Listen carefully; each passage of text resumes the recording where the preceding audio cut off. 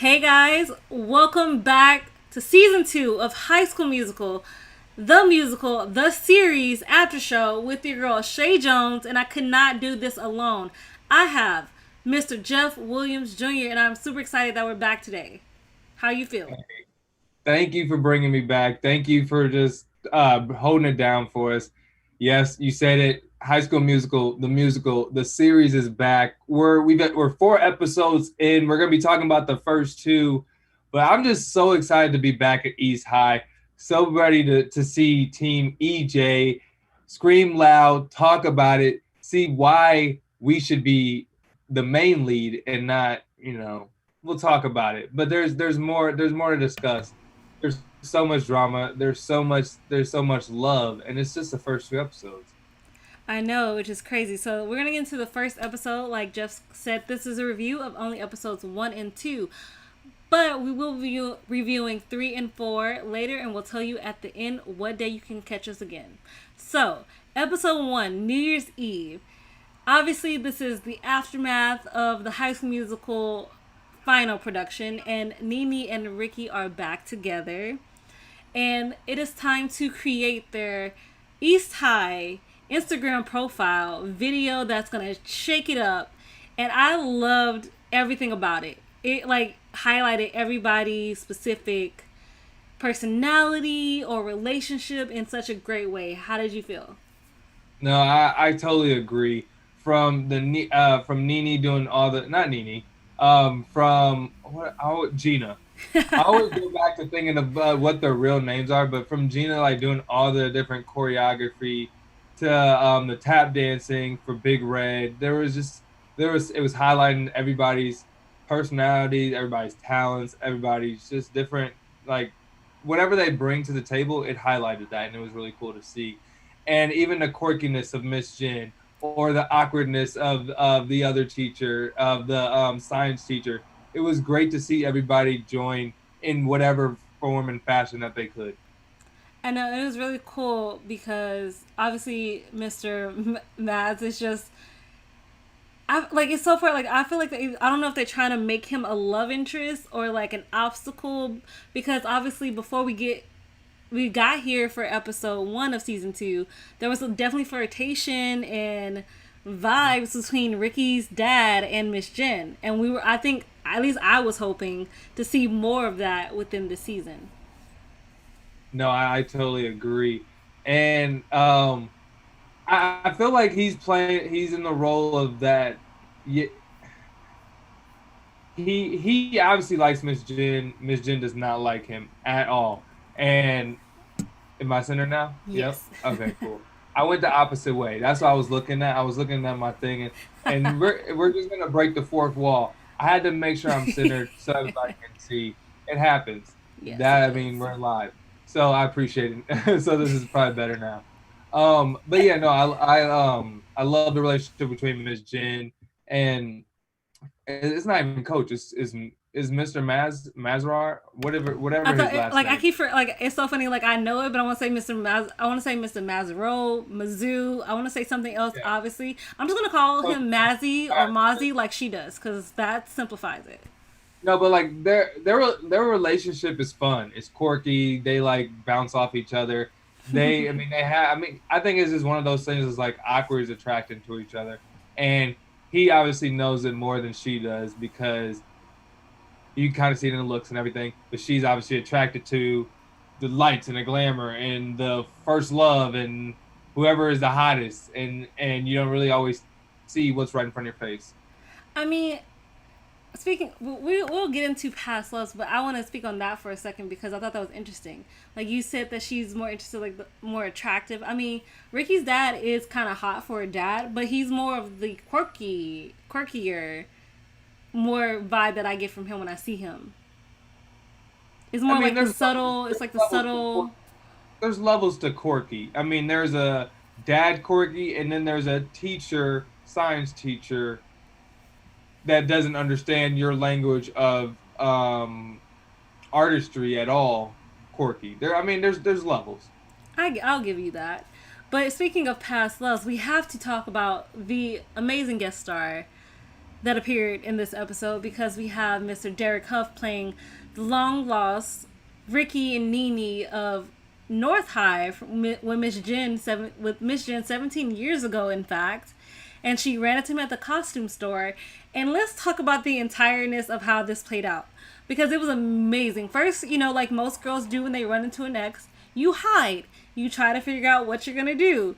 And then you're just like, okay, let's just leave. Let's just go. Hide your face. We're just going to go. And obviously when he was just like, Jennifer, she had such an amazing performance of, oh my God, and you are? Oh, Zachy. Like the smile, it was everything. Mm-hmm. Like she was putting on the show that she should have won 17 years ago. No, it was really funny. It was almost who could one up each other, because she still had feelings for him, but there's this like kind of, I need to one up you in everything I do, and everything I do is amazing. That's what I'm getting. That's what the feelings I'm getting off of the new character. So it's gonna be an interesting dynamic, and I want to know if we're gonna dive deeper into their background. What was interesting about that, like you said, that they're like one-upmanship, but like you did High School Musical, that was adorable. It's like the slight shade, like there was like the shade that he was throwing, as if like I did Broadway and now I'm coming back to give back to the community and my old high school, and I'm just doing a very generous thing. But those who can't reach Broadway, teach. The shade in this, in like the audacity that he was promoting out there. And even Carlos, because at first Carlos was like really like, oh my God, you're amazing, that is incredible that you did Broadway, that you did The Little Mermaid. But he was also noticing those undertones that were just waving in the wind. He can read. He has 2 eyes, sometimes 4 when he's wearing his glasses. Look, he can see all of that, and none of that shade was missed on him. Low key, he was probably loving it. But I mean, it was funny. Carlos added so much to that scene just because of his quirkiness, his fun-loving nature with Miss Jenn. So I thought it was a really cool scene. And because of that scene, the now changed the entireness of what the play was going to be. It was going to be High School Musical 2 to do the trilogy. And I know we were all looking forward to that before the big announcement, before the pandemic, of what they were doing, because you wanted to know what the characters are going to play. And obviously, when they go to Ashlyn's New Year's Eve party, also because Gina is now living with Ashlyn to finish out her semester, which I think was a really nice gesture for Ashlyn's part. And I also think because her parents I've never seen her parents, so at this point I feel like she's also lonely. So she now also has somebody in her house with her. But they're all decked out in 2007 because they know what the show is going to be. And Carlos is just, who told you? Why? What is this? Like, who? Like, does everybody know? And I was just been holding this juice in for no reason. He felt so disrespected, but I loved the interaction between all these characters. So I wanna make sure I heard you correct. Did you say that they changed it during quarantine? No. Okay, so like when High School Musical it ended, the first season, we were all like, oh my gosh, like they're gonna do High School Musical 2. Like we were looking forward to that. But obviously, before the pandemic, because they had already flew back to Utah to film, they announced they were gonna do Beauty and the Beast. Oh, okay. And they just flipped the script, and my mind was blown. Cause then I'm thinking of, okay, who's playing what, and I need to hear Be Our Guest. Yep. Above anything else, I need to hear Be Our Guest and see if they're gonna do their own spin, or how they're gonna just redo this classic. Those are things I was interested in. But obviously, it's New Year's Eve, and my favorite person is Ricky. Obviously, Ricky and Nini. I know your views. We'll get to EJ in a minute, but obviously, his dad hits him with a little 1-2 hit of, "We're gonna move. We're gonna downsize." And it kind of hurt my heart at that moment, because I'm just like, what is happening? And then obviously Nini is leaving. He doesn't know that at this point that Nini will be going to Denver. She will be attending the youth conservatory, which is a dream for her to really step out and branch out. And then he got his gift from her, and it was a skateboard. a beautifully drawn skateboard, and it hurt. It hit you in the heart a little bit when he said this was the first thing he can remember, like a fresh memory as a child that your mom gave you. How did that scene make you feel? I mean, it gave you all the feels because you if you even if you couldn't relate to him, you found a way to relate to him. You found a way to empathize for him.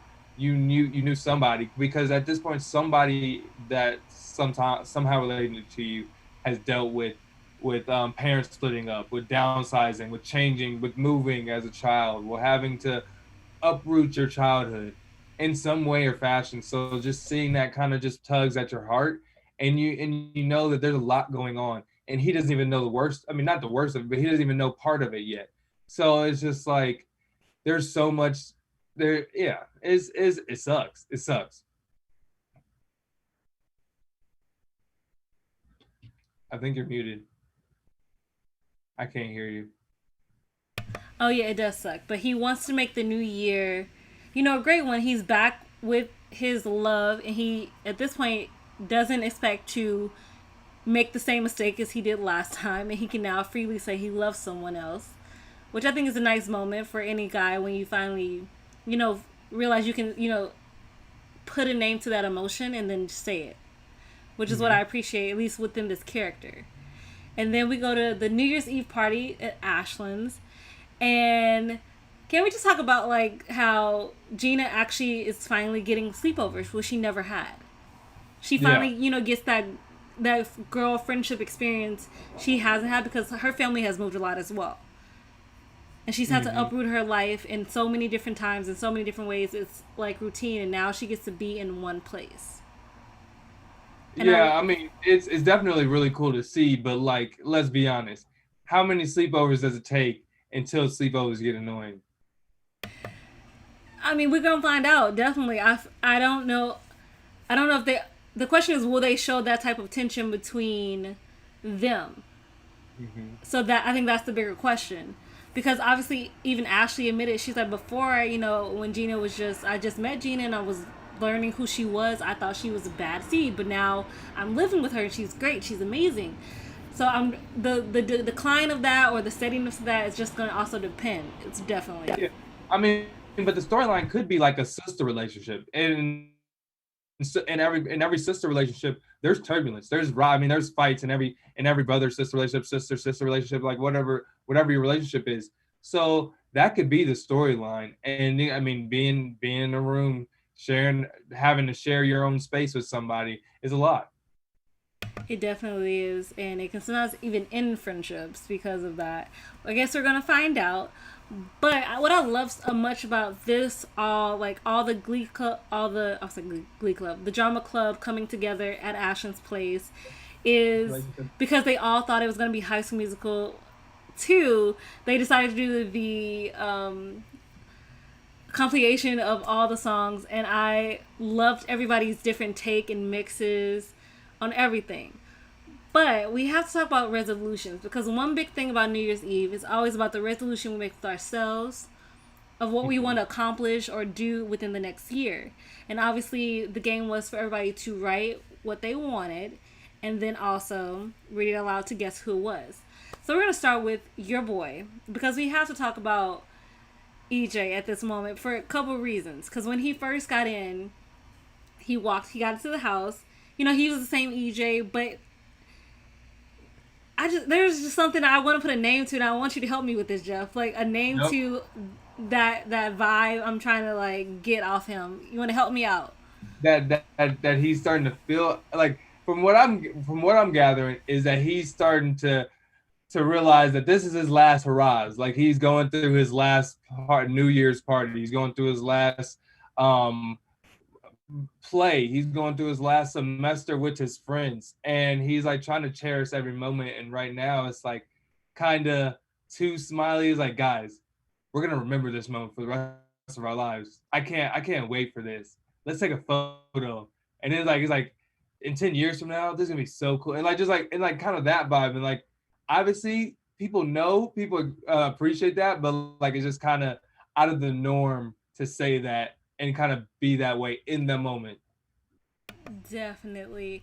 That's what I was, it was. It's just like I understand because sometimes when you become a senior, you get a revelation of, oh my god, this is the last time I get to do, like, the first or last time for high school I get to do these things with these people or experience this thing. So you really, you need to take it in and appreciate, but sir, tone it down slowly, because also one of his resolutions was, to remember everybody when he's off to Duke, but he has yet to get into Duke. So the question I have in that moment after that, reveal is, do you have a backup school? Start off there. Do you have a backup school? Or two, what will you do if you do not get into Duke? Yep. Yep. Because for us as the audience to know that he's going to, well, for us as the audience and for his friends to know before he got in, is a sign that he's probably not going to get accepted into Duke. Let's just do some little foreshadowing here. Like, he's probably not going to get in. So what is that going to be like? What is he going to react? How is he going to react? It's going to be interesting. But, Team EJ, we're going to bounce back. Okay. Coach K doesn't even go to Duke anymore, so it's fine. I mean, that's fine. I mean, but speaking of fine, we have Miss Ashlyn's revelation for wanting more clarity about her relationship. And obviously, that means her relationship with Big Red. And first of all, they are couple goals, which we will get into for episode 3, because that entire episode gave me so much life and appreciation for relationships in high school that I wish I had when I went to high school. Let's start there. But obviously, these are two people who had a kiss after the finale of High School Musical and kind of didn't talk about it, but they're still sort of together, but without the definite labels. And obviously, Ashlyn is a person who needs a label to understand where she fits. And Big Red wants that, but he's still like, okay. But obviously, he gets a little weighted because his mom's like, I need you to work today on New Year's Eve. And he can't go, Mom, I have a girl I need to kiss at midnight. I need you to let me go. Mm-hmm. But I have to give him props for being really smart to be like, order pizza so I can come. And it still made it work. I think their relationship is very cute, and I can't wait to see it continue to grow and see just how they evolve as people and as characters and within their relationship. What did you think of Ashlyn and Big Red this episode? I enjoyed them. I love their relationship. I think I mean I've enjoyed it from the beginning. I'm glad it's finally evolving. I'm glad there's more to it. I'm really interested to see what storylines come out of him in the pizza store or the pizza restaurant. Um, and we've kind of seen in each episode their relationship evolve into more and more serious, them being more outspoken about their feelings and everything. So yeah, it's gonna be interesting to see when Big Red starts making those moves and lives up to the name Big Red, because right now he's acting like a little softy. First of all, there is nothing wrong with Big Red like being like a little bit more soft and a little bit more cuddly, because I like No, that. I like that version of him right now. no, I agree. I agree. We just need you to ramp up like, hey, Ashlyn, this is how I feel. And he does later on, but this is where we at in episode 1 and 2. Definitely. And obviously we have Nini's big one. And obviously Kourtney knows, but and when she reads it, they're all just like, oh, Ricky's like, oh, Gina, this is you. And Gina's like, no. Like, has no idea it's his girlfriend. Hmm. And where it's going to lead her. But we'll get to that in a little bit. Because I want to talk about something that I found very interesting about when Nini and Ricky arrived to the party. And that Yep. was Gina's facial expressions. The way her face like reacted to them coming together and the way she just kept looking at Ricky a certain way. I just want to go, baby girl, he taken. That's like all I wanted to do was shout at my TV. But how did you feel watching that? Or did you notice also? No, I noticed that. And she's a center. She's setting herself up to get hurt. She's looking for someone either in a friend or in something more. And Ricky is oblivious to all of it. I mean, he can kind of see a little bit when like it's like when she's just standing in his apartment, like, okay, Oh, I what think am you, I you supposed you to went a do little too here? far. We're not there yet, though, sir. And it's like, I mean, but like, but what I'm saying is like he's oblivious and it hasn't gotten to that point. So like, yeah, it's hard, and I feel bad for her because at this point she doesn't have her parents to fall back on. She has Ashlyn, but Ashlyn's about to have a boyfriend, so it's like, what?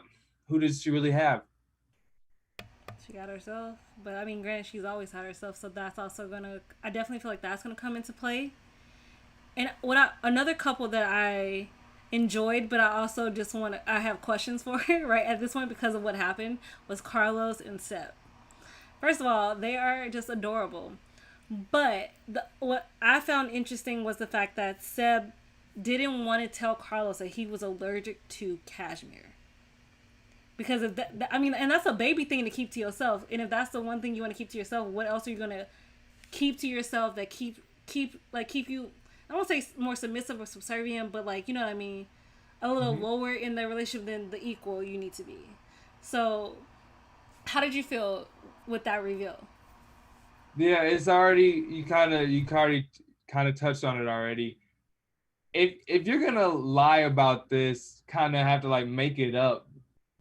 What are you gonna do when I need something bigger? When we get to a Christmas, a birthday, something, an anniversary, something, or something that means something more to me than it does for you. It's just like I don't know. I feel like he needs to have better communication in this relationship, or it won't last. And it's unfortunate because that's probably one of the most fan favorite relationships out there. So yeah, I just hope there's more communication. I definitely agree with you. There definitely needs to be more communication, especially if you're allergic to something that gives you a rash. That's just more for your health than anything else.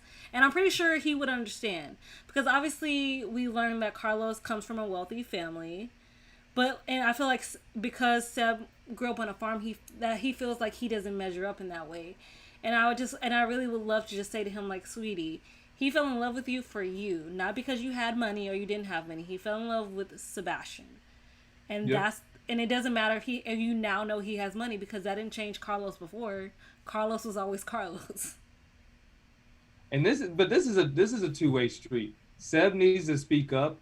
Carlos needs to notice what's going on because Seb is kind of giving inklings. He's like just the way he talks when his voice gets a little bit higher. When he's like, "Oh yeah, I remember."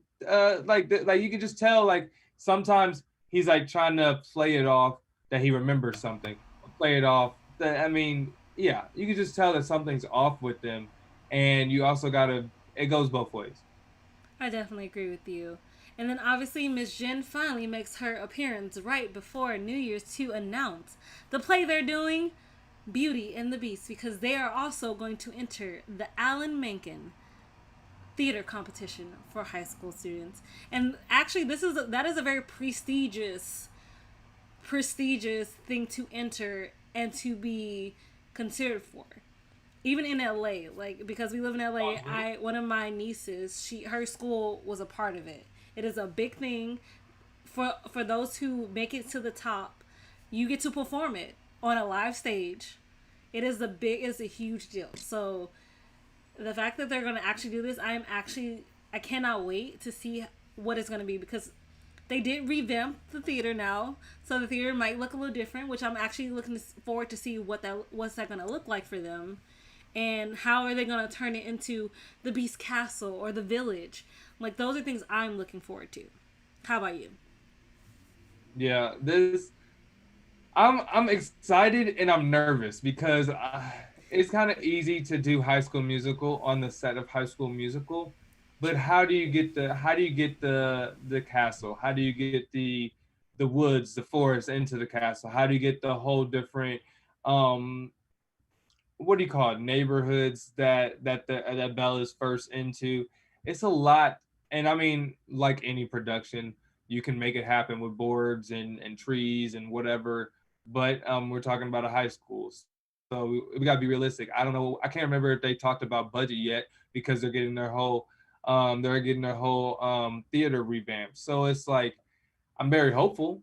Don't get me wrong, but if we're going for awards, we need A1. We need A1. Definitely agree with you. And guys, that leads us into episode 2. Oh, wait. Before I forgot, Nini revealed at the very last second that she's leaving to go to Denver.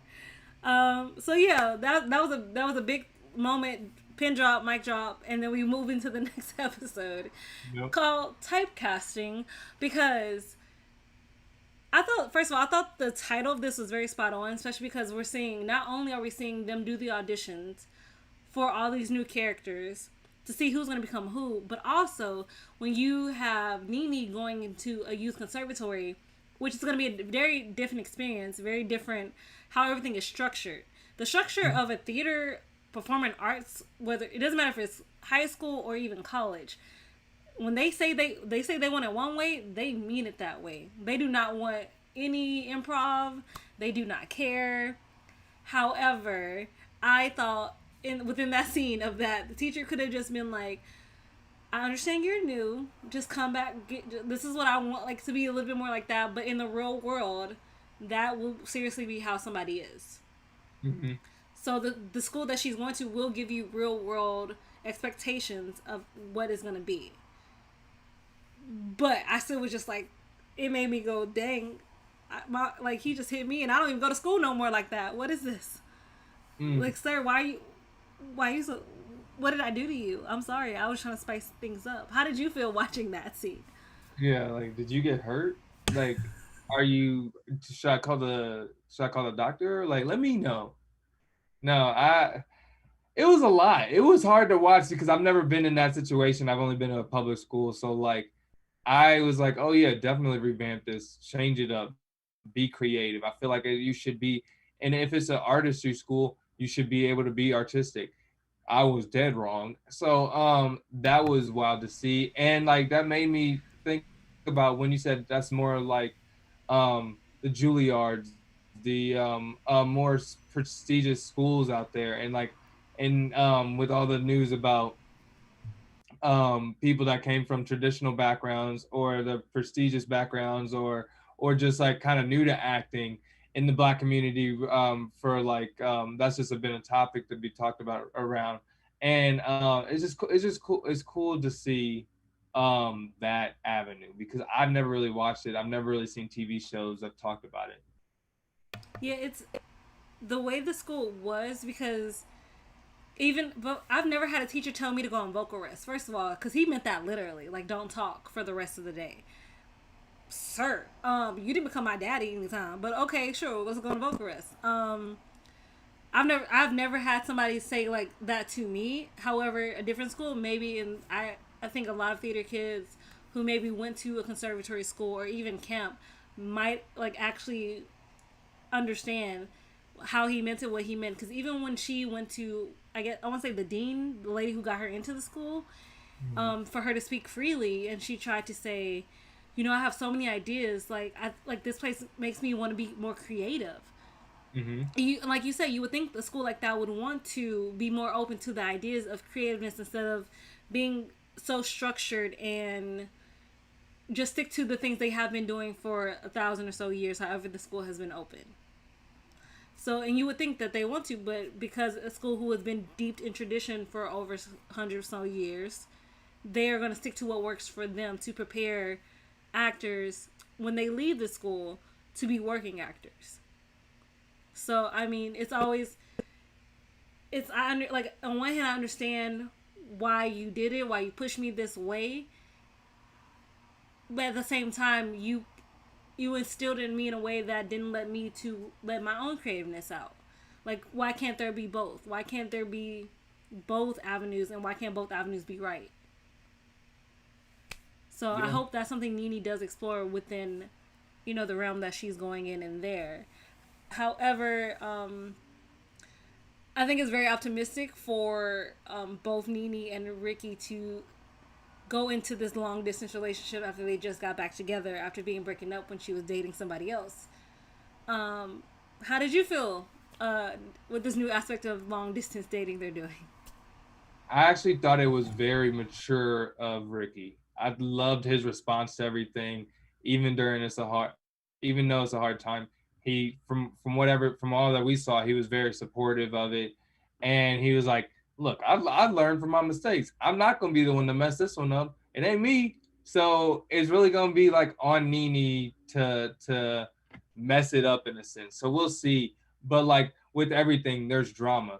With him being at a new school, or with him being at a school without a girlfriend, without his girlfriend being there, there's gonna be girls that try to talk to him. Same with Nini. There's gonna be guys at the conservatory, or yeah, the conservatory that want to talk to her. So there's gonna be opportunities for both of them, and we're just gonna have to see who bites first.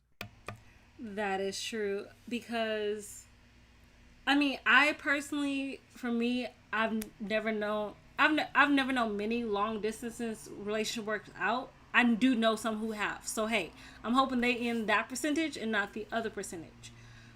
But we're gonna see because I think this is gonna be very tough for both of them. I think, and the reason I said I think that's more for Ricky because, like you said, he's going through so many different changes, but he also is gonna have to learn to be dependent on Ricky. Mm-hmm. Yep. Because obviously he didn't want to audition. He didn't want to audition without Nini because the reason he did the first one was to get her back, and now the second one would just be for him, and that's something he had to swallow and had to realize that hey, I actually do like theater. I actually liked making music and singing songs and being with this group of people, and I should be able to still be able to do that by myself. And like you said, like you like the growth of that. That is, shows a lot of growth from season one Ricky to now where we at. Even if it's only been what couple months, that has just versed this, you know, growth in this character. It is great to see. But I'm more of afraid of a backslide than anything else. He did kind of get a little kick in the butt right before he went on stage, because he was kind of contemplating if he was gonna audition or not. He kind of was waiting outside thinking, I don't know if I'm gonna do it. And then the other teacher came over there and like, you know what? I mean, that's what Ricky does. Kind of just gives up before it's done. He never finishes what he does. And I'm like, I mean, he ain't wrong, but this is a teacher though. Like he going in. So Okay, this is my question though for that. Like, did Mr. Mozzie, did he really mean it, or was it a twofer of I meant it, but it's also reverse psychology? 100%. It's both. It's both. He meant it to an extent. He meant it to give you tough. It was a tough love. That's what it was. So it's like, yo, since no one's gonna tell you, this is what people are saying, and I'm only telling this because you know it's coming out of a good spot, and know it's coming out of a good place. That was a nicer way of saying what he said, because bro, you suck. You've been sucking. We know you suck, and so keep sucking or be better. Just just figure it out. Wow, That's what I heard. I just heard no punches held. Okay. That wasn't me. That was a teacher, and I'm like, damn. But the way you said it held no punches. I do understand what you're saying, and I think Ricky did need to hear this from a third party that 100%. wasn't his girlfriend or wasn't like another drama club member. It had to be somebody who a little bit removed from everything to give 100%. him, like you said, a kick in the pants of like you could be great, like you could be a great at whatever you do, but you also tend to give up a lot. I think this is a decision you have to learn. Are you going to continue to do it, or are you going to make a stand and finish it? And it was good because no one else has said anything like that to him. His dad is kind of dealing with his own thing. His girlfriend's gone. His friends are doing what they need to be doing. They're auditioning, and he's like, I still need somebody to kind of push me over the edge and make me do it. And that's what the teacher was. Which I loved. And then we're going to get into the auditions because we also had a new face in this episode. A very Disney princess as Miss Lily came in. First, she was very, oh my god, you guys are awesome. Let's take a picture. Let's get it for the gram. And then more cutthroat, obviously, within this audition period, because after they did Belle, she went to Gina and said it's gonna be me and you for the lead role. And it like did it just give you like a flashback of Gina season 1? Did you get whiplash? I'm I got like, whiplash. unless I'm over here nodding, I'm like, oh, I see you. She's like, hey, check. Just know the line's right here. It's right here in the sand. I'ma be here, so be ready. That's what she said. And Gina like, game see game, game see game. Like she knows that. So I think Gina kind of got. I think that only fed more. I want to say it fed more into the fact that she wanted to be single on her own, so she could kind of stand out too. But it also showed her the negative side of what she was doing, which Yeah, was the like best. she saw The the best. enemy within this Yep, person. exactly. And she was like, "Let me not do that. Let me be with my friends. Let me be with my soon-to-be sisters, and go out there and win together." Yeah, which I thought was very. It was that entire moment was amazing because when Ashlyn first came to Kourtney and Gina to ask them, I love Kourtney's line of, "Are we talking about Destiny's Child or Cheetah Girls?" Because those are two different vibes, but still give girl power in different ways. But it's all the same girl power either way. But I love that because it's definitely a nod to Cheetah Girls because that shaped this generation into high school at this point of girl groups too, which I thought was a great nod to the black ladies on that who was a part of that, Raven and Keely at the time, and being, that role model for them. And then obviously Gina, she said, I want to be solo. I don't want to I don't want to, hurt this relationship I'm starting with you, but I need to do it for myself. And obviously when Lily came at her that way and they were going to perform it, and just listening to Ashlyn just go through like the reason why she did it, it made it, like you said, it made her see the negative side and just, I'm not on my own anymore. I don't have to do it on my own anymore to prove that I am still worth a lead role. And I thought that was a amazing growth for Gina's character that we've seen. Because at first she was very, backstabbing, manipulative, and then, the edges kind of got smoothed out as we keep on going, and now we're in a new season. And I think that was a very personal show of character in her that she was able to make that decision. And I thought the entire song was fire. Like Yep. they came, they laid it down, and they just laid it. First of all, can we talk about the jumpsuits? They really like did disco different, like the different layers, different cloths, how everything fit everybody in a different way, but still made them look amazing. Like Look, Ashlyn did her thing, man. this is what's getting me more excited for Beauty and the Beast because they're stepping up their game on in every aspect. From this performance, you can start to see, okay, it's not just gonna be in the little classroom that we see. It's gonna do cut to scenes of like some higher quality. They're like doing some lights, camera, fireworks, everything, and it's gonna be some great performances. And Ashlyn was killing it, Gina was killing it, Kourtney was killing it. Like they were doing work, and it was so dope to see. Like from the choreography to obviously the singing, like the ladies were killing it. They were so killing it. It was not even funny. What I loved before though was everybody's group audition of Belle and to see like the different layers and how everybody approached doing the song because that song itself is a good 4 to 5 minutes. Also, when you have the acting within it along with the song, so to see them just do the song part and do like Gina's I'm gonna be flirty and I'm here for you, and Ashlyn, you actually saw Ashlyn within that group embody Belle. Mm-hmm. It was so beautiful to see, and obviously watching Big Red trying to be more comfortable on the stage, which like you can tell he's still, and even Ricky, you're just like, sir, I'm gonna need a little bit more from you. Like you're like it was like the low pitch, Yep. almost off key, like because like sir, we know you have the power, but why are you hiding it? Was my like the question that I had. And I'm very happy Ricky turned around because I would have been very upset if he would have walked off and been on his own stuff, worried about his own drama, instead of being a good friend to Big Red, because he's always been there. Big Red's always been there for Ricky. And I thought that was a great thing for Big Red to do. He's like, I understand this might be hard for you, but I need you. I need my friend, Hmm.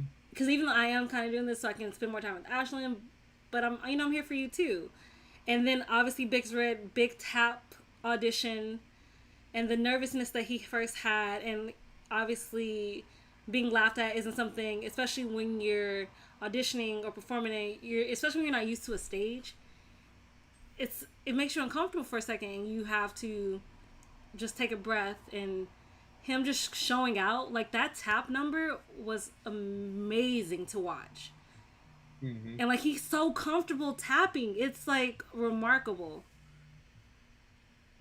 Yeah, like even I follow him on social media, and he does like at the beginning of quarantine, he was doing these like tap dance shows in his like garage and stuff, just to like get out and do things. And he's just a very talented young man, and it's cool to see that High School Musical is tapping into these kids' talents, finding where they're extra normally, if that is even a word, talented. Like where do they stand out? You see it with Gina and her choreography and her dancing. She's always front and center. She's always killing it. She's always getting that spotlight.